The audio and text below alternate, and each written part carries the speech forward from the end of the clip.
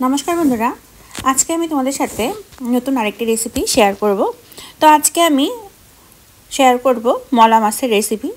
खूब कम समय चटजलदी एभाবে मला माछटा तैरी करे नेওয়া যেতে পারে। तो चलो देखा যাক কিভাবে আমি তৈরি করছি।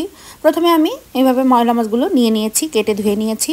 এখন এর ভিতরে আমি লবণ, হলুদ গুঁড়ো, লঙ্কা গুঁড়ো আর সামান্য একটু সাদা তেল দিয়ে খুব ভালোভাবে মেখে নিচ্ছি।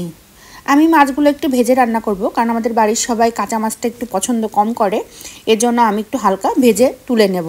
তো এর জন্য কড়াইতে তেল দিয়ে দিয়েছি। তেলটা গরম হয়ে এলে পরে আমি সবগুলো মাছ এর ভিতরে দিয়ে দিচ্ছি ভেজে নেওয়ার জন্য। সবগুলো মাছ দিয়ে দেওয়ার পরে আমি একটু সময় নিয়ে দু পিঠ ভালোভাবে ভেজে নিয়েছি। আমার ভাজা হয়ে গিয়েছে। এখন আমি মাছগুলোকে একটি পাত্রে তুলে নিচ্ছি। এখন কড়াইতে একটু তেল দিয়ে এর ভিতরে আমি কালো জিরা ফোড়ন দিয়েছি আর দিয়েছি কাঁচা লঙ্কা ফোড়ন। এখন এর ভিতরে আমি আলু দিয়ে দিয়েছি আর ভাজার জন্য লবণ দিয়ে দিলাম। এখন আলুগুলোকে একটু সময় নিয়ে আমি একটু ভেজে নেব। মূলত আমি মাছটাকে রান্না করব কালো জিরা এবং আলু দিয়ে, পাতলা ঝোল করব। তো এখন আমি আগের থেকে একটা মশলা তৈরি করে রেখেছিলাম। মশলাটার ভিতরে ছিল হলুদ গুঁড়ো, লঙ্কা গুঁড়ো, জিরে গুঁড়ো, ধনিয়ার গুঁড়ো আর লবণ ছিল, একটু জল দিয়ে গুলে রেখেছিলাম, সেটাই দিয়ে দিলাম। দিয়ে এখন মশলাটাকে খুব ভালোভাবে আমি কষিয়ে নিলাম। যখন মশলা থেকে এরকম উপর দিয়ে তেল ছেড়ে যাবে তখন আমি ঝোলের জন্য জল দিয়ে দিলাম। এখন ঝোলটা ফুটে ওঠার পরে আমি এর ভিতরে আগে থেকে ভেজে রাখা মাছগুলো সব দিয়ে দিলাম।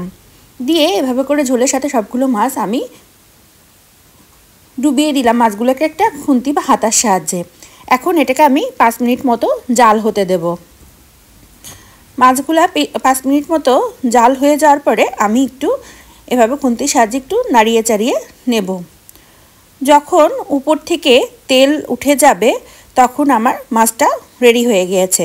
এখন আমি নামিয়ে পরিবেশন করে নেব। আমার ভিডিওগুলো যদি ভালো লেগে থাকে তাহলে অনুরোধ রইল আমার চ্যানেলটি সাবস্ক্রাইব করে আমার পাশে থাকার জন্য। তো আজকের মতো এখানে বিদায় নিচ্ছি। পরবর্তীতে দেখা হবে অন্য কোনো রেসিপি নিয়ে।